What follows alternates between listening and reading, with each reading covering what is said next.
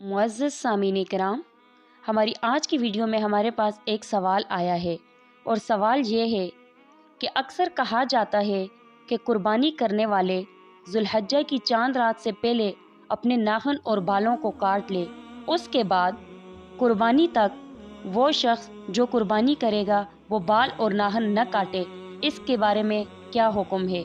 इस सवाल का जवाब कुछ इस तरह है कि मुस्लिम शरीफ की हदीस है कि कुर्बानी करने वालों के लिए मुस्तहब है कि वो ज़ुल्हज्जा का चाँद नज़र आने से पहले अपने बाल और नाखूनों को काट ले।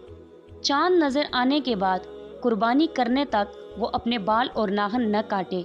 यहाँ पर यह बात याद रखना, ये अमल मुस्तहब है, कोई फ़र्ज़ या वाजिब नहीं। अगर कोई शख्स ज़ुल्हज्जा के 10 अय्याम में अपने बाल या नाखून काटे तो इसमें वो गुनहगार न होगा, और अगर ऐसा अमल करेगा कि वो अपने बाल और नाखून न काटे तो वो सवाब और अजर पाएगा। हज्जाज कराम की मुशाहबत की वजह से अल्लाह के महबूब हज़रत मोहम्मद सल्लल्लाहु अलैहि वसल्लम ने हमें हुक्म दिया, लेकिन ये करें तो सवाब है, ना करें तो गुनाह नहीं। लिहाजा इस अमल को वाजिब या फ़र्ज़ न समझा जाए, बल्कि ये अमल जो है ये मुस्तहब है। करेंगे तो सवाब, न करेंगे तो कोई गुनाह नहीं।